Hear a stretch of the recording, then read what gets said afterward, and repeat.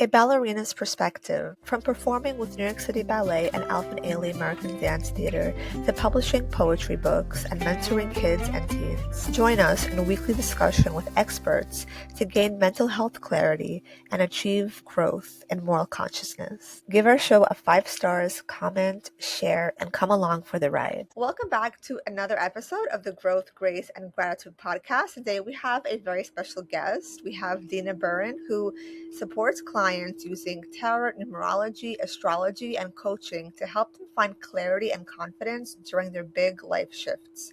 Her background is all about empowering people to trust their intuition and move through change with more grace. In workshops, events, and private sessions, she focuses on making mystical tools accessible and practical for everyday transformation. Wow, you're doing such amazing work. It's like the ability to connect with the spiritual essence of the self through like the occult, astrology, numerology, signs, synchronicities. So much of that is being infused into our consciousness. I feel like even me going through like a spiritual awakening a few years back, connecting the dots with my own psyche through like signs and synchronicities and numbers. It's so interesting. Talk a little bit about that journey. Wow. Well, first of all, Ari, thank you so very much. It's so great to be here. And I really love how your podcast focuses on these stories and living with intention.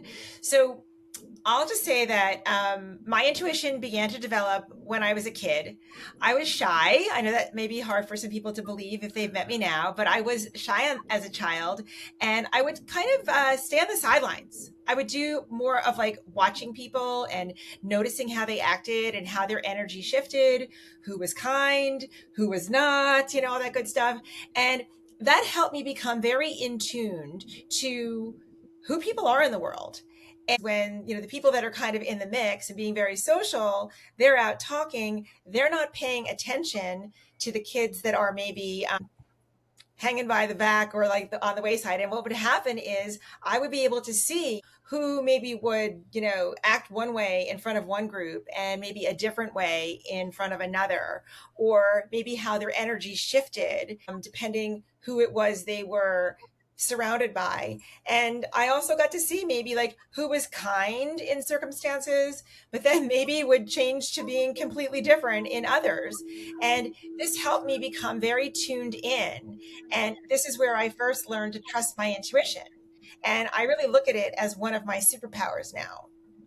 So the I love intuition was that. something that started long ago, but also my grandmother introduced me to astrology when I was very young as well. So I always had that curiosity, knowing that there was like something else out there that kind of defined a little bit of who we are. Like if you, like, people identify themselves as like their sun signs. And I know that my grandmother used to sometimes talk about people as if they were their signs. And I was taking notes in my head thinking, oh, okay. So, that Leo likes to be in the spotlight, and that Scorpio can be really hard to read, and that Capricorn is really hardworking and will just like outwork everybody kind of thing. So it was just very interesting how it all started. So it was like my intuition and my grandmother kind of got this whole party started. That is so beautiful. I love that. I think this multi-generational healing is so cool too. And like finding your intuition through different experiences through childhood, it's amazing. I personally found my intuition through experiencing betrayal also. Growing up, and when people don't believe you or they don't care about your perspective, that could be a betrayal too, because it's like when your perspective is rooted in research and truth, and some people just want to reject or neglect that, it's like, oh my gosh, this betrayal is like forcing you to learn your own intuition because other people don't get it, don't care to get it, or whatever the issue may be. It's like they're not aligned to your knowledge, to your awareness. And sometimes that kind of betrayal leads to like building a deeper intuition, which is so interesting. Yeah, well, I think that it's really also about feeling connected to yourself. Because also when we're like younger, I mean, and we live in a society where we people like to kind of quote unquote see the math. They want to see like how did you get to this logical conclusion to whatever the decision is that you made. And I feel as though sometimes not every decision we make is logical. Sometimes it's based on, our fears, or based on, not wanting to feel judged or wanting to be liked, or just because you have a feeling that something like this is just a direction that you need to go in. So what I feel it's really, I find that curiosity is often the path that leads you to connecting with yourself and also finding answers that maybe make sense to you. So that's interesting. Like you found out about it through Betrayal, and you realized that it wasn't the other person that was right, it was you. Yes, exactly. It's like the awareness is also building you towards like a deeper self-trust, right? Because you have to have that trust within yourself and not abandon yourself through those moments. I think so often we do rely on people in a way, it could be so much through codependence, and that could be super toxic because if they are not aligned to you, you lose your own side of, direction. So I think it's also a great test to see how people react to you in a not so positive way. Are you still able to self trust and to not self abandon? Can you give people some tips about how they can kind of like trust their intuition and not self abandon?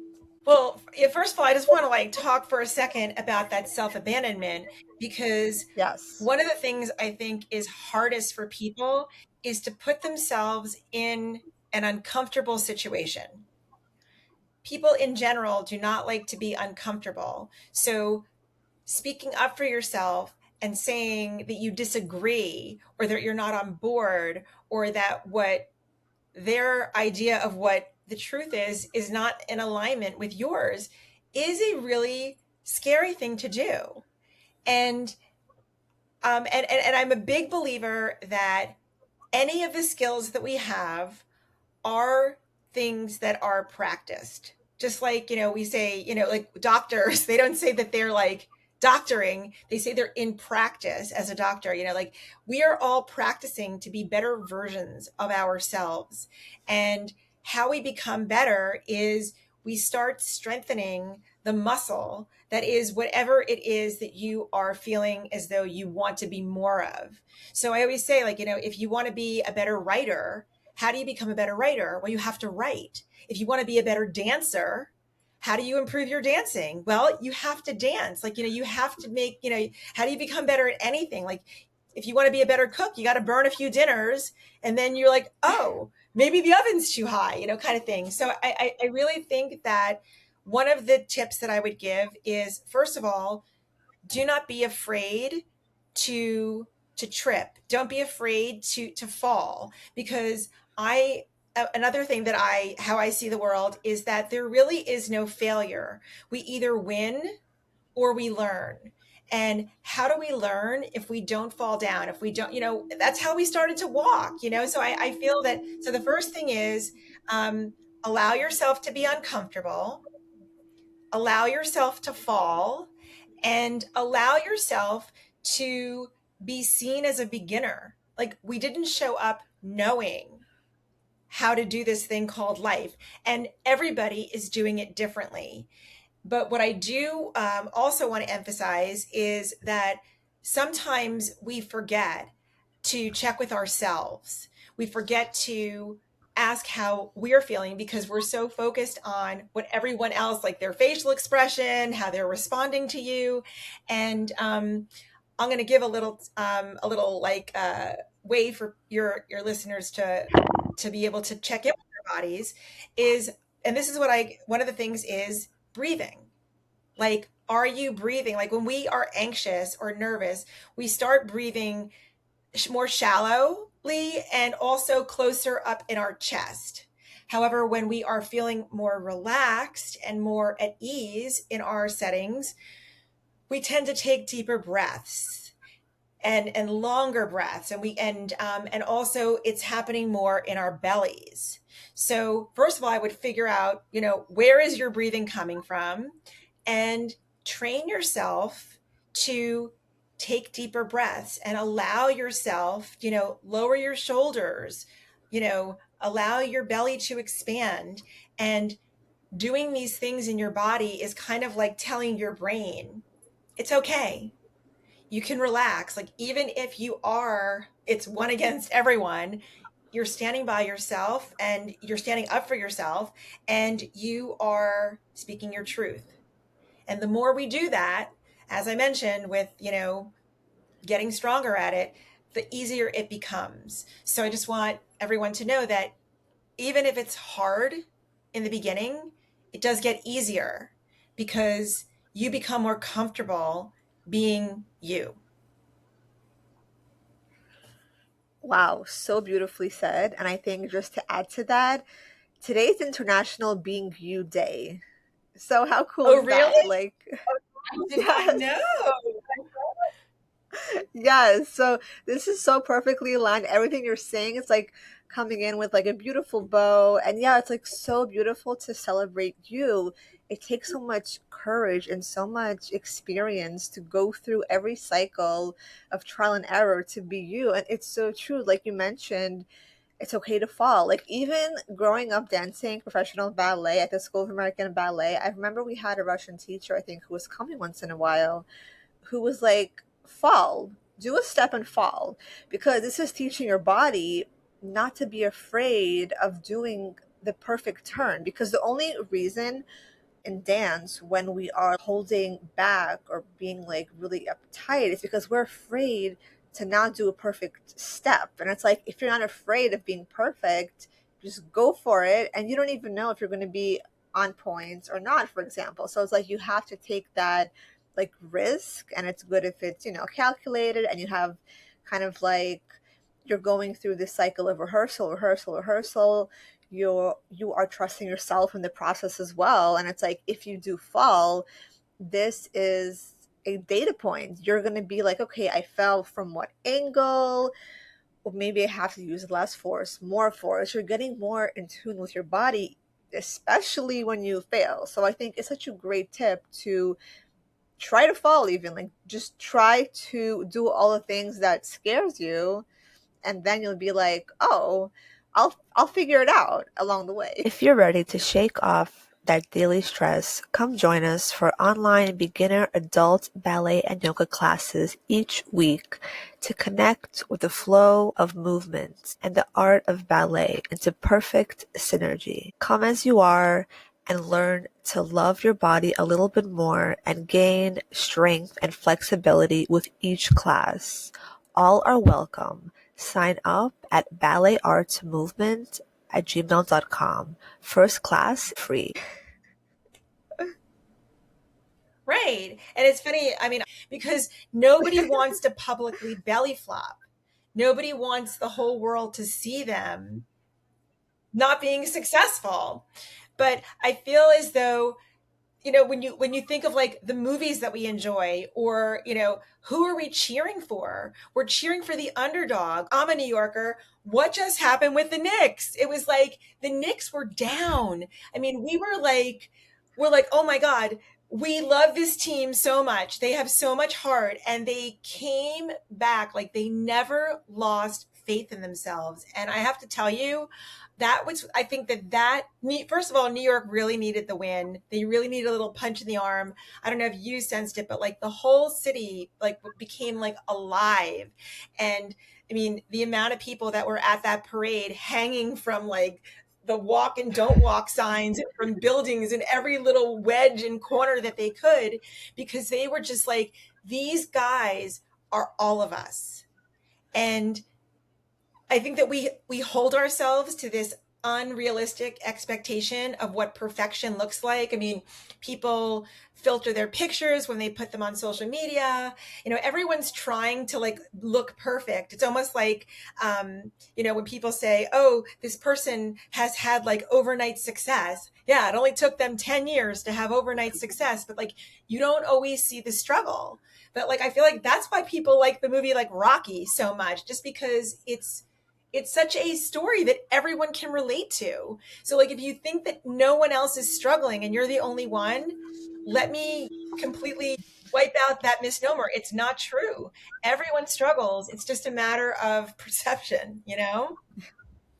Yes, it's so true. I think perception, and oftentimes we do project a lot based on our inner child wounds or our traumas. And we want to think that somebody's story is the way it is because of how we think about it. And it's so not true oftentimes.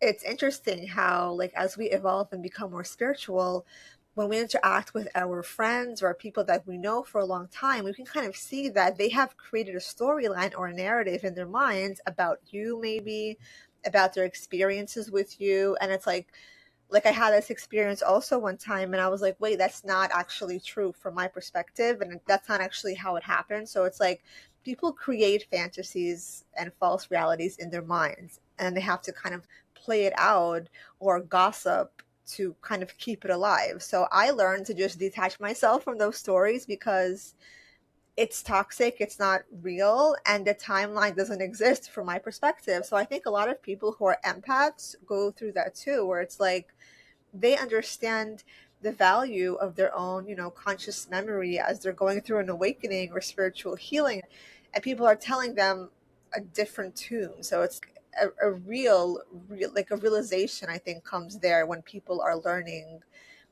People have different memories, which is really interesting. Well, you know what? That's that saying. It's like there's three sides to every story. There's your side, there's my side, and then there's the truth.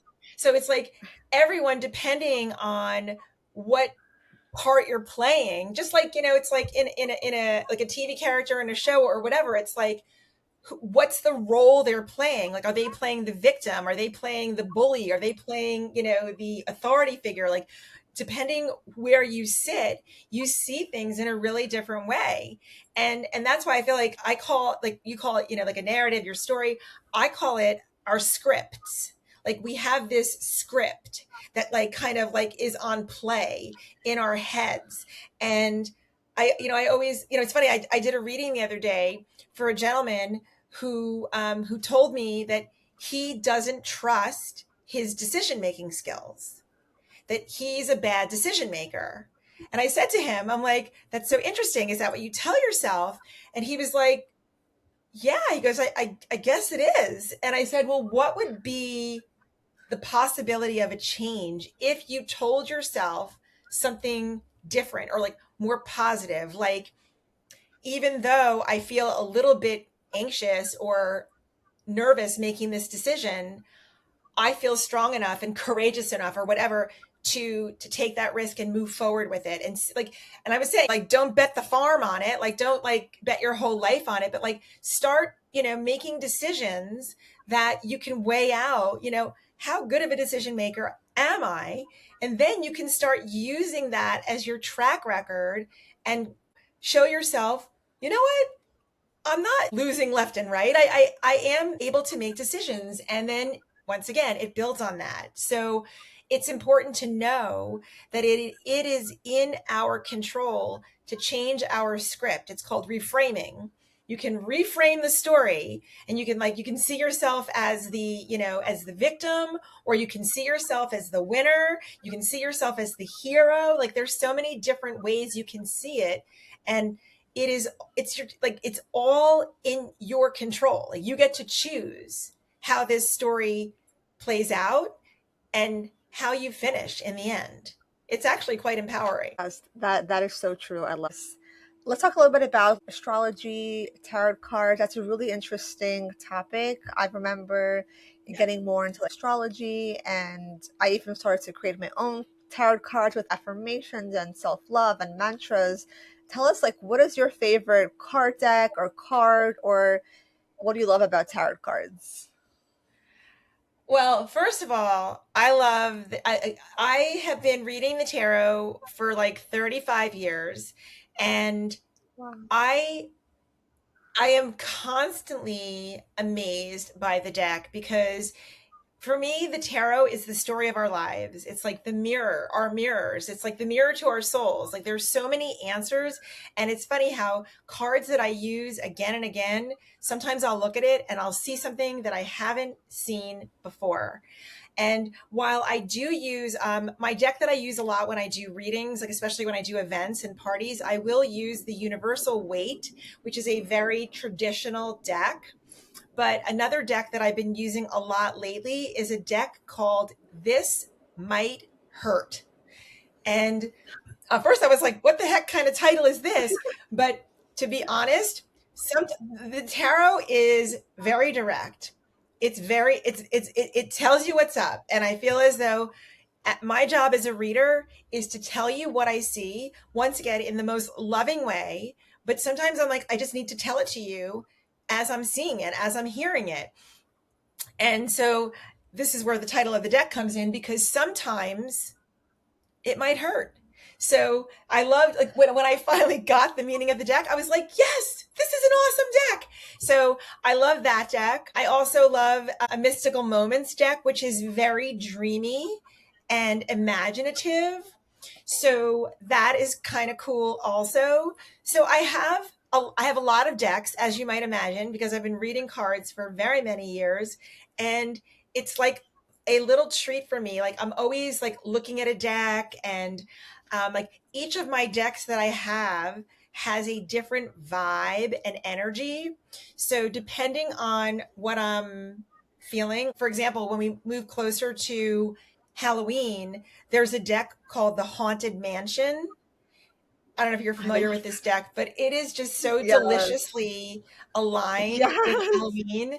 It's the most fun.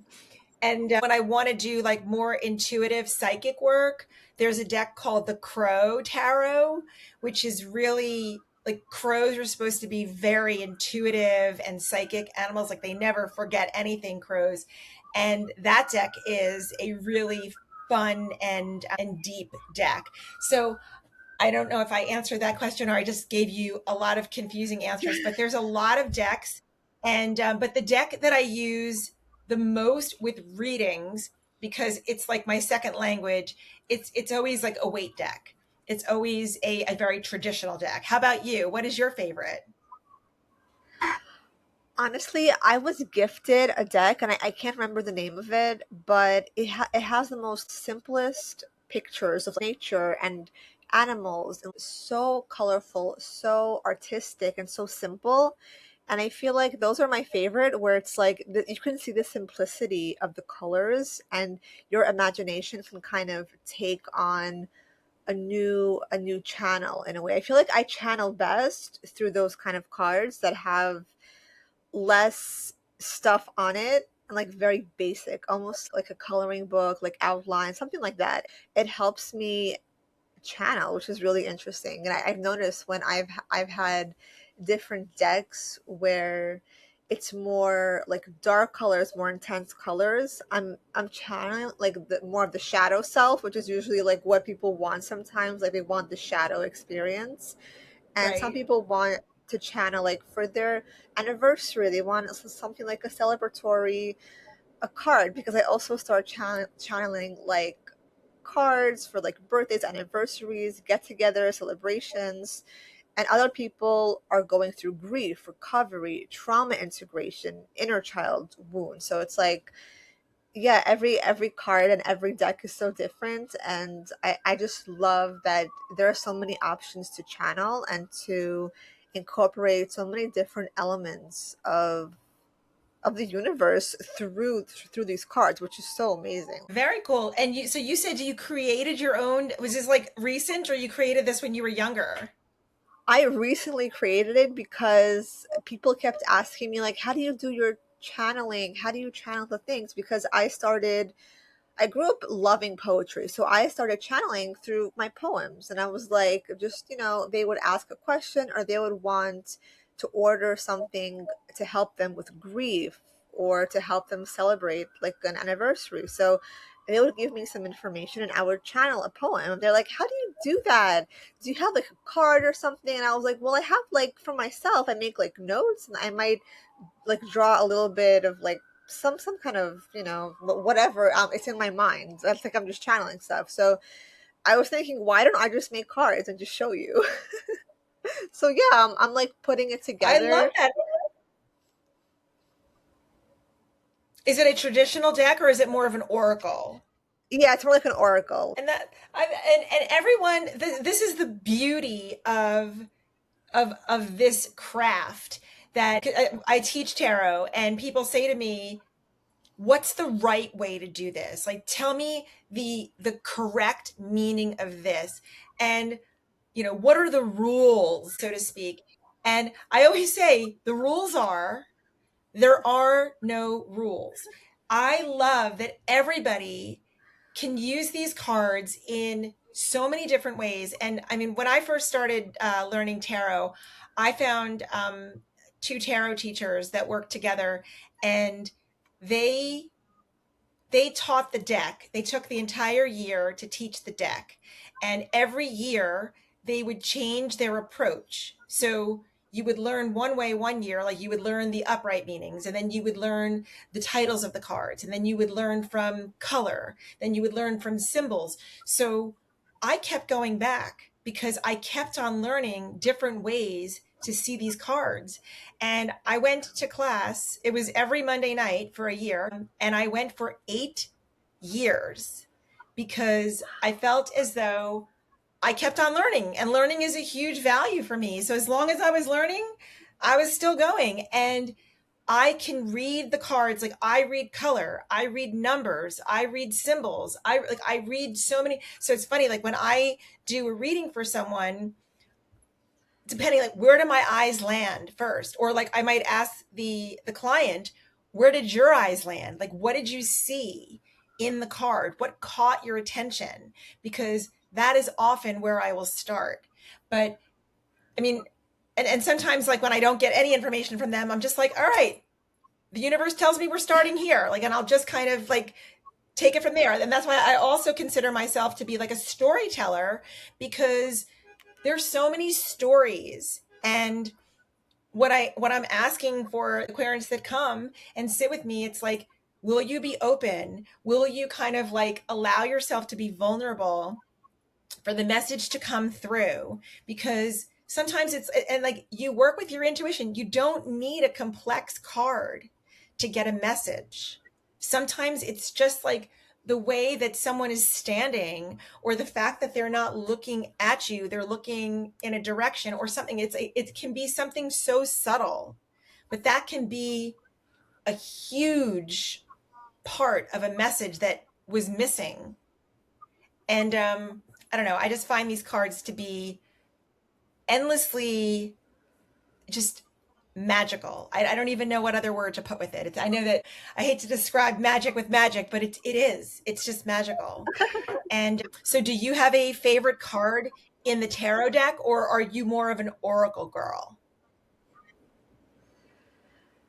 I think I'm more of an oracle girl. I think I haven't even looked at like the traditional decks in such a long time that I honestly like I can't even put my finger on something. I mean, the Empress, I feel like the Empress is so beautiful, and I think doing so much with the divine feminine and healing all those wounds of feeling stuck or feeling suppressed has come up so often. So I think a lot of that, even some of the men who are healing their inner feminine wounds, they feel repressed by their own maternal ancestry. So it's like there's so much healing with the Empress card. I think it's really beautiful. And yeah, if you could give us like a little mini, either like card pull or reading or a numerology update for the collective, for like maybe for the summer season, that would be really, really cool. Sure. Well,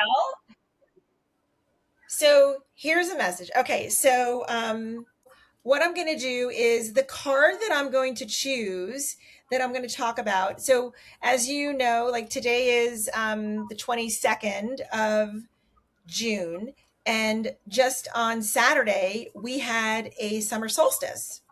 So, so Saturday was the longest light day of the year. And it was also the beginning of Cancer season.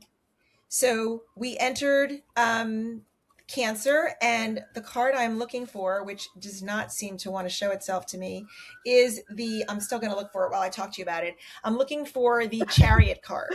So the Chariot card Yes. is the astrological sign of the of Cancer. And I think that a lot of people look at Cancer as emotional and nurturing and family and just about connection. But what I look at also is about feeling emotionally safe, because I feel like the crab, the Cancer is all about feeling safe, feeling protected.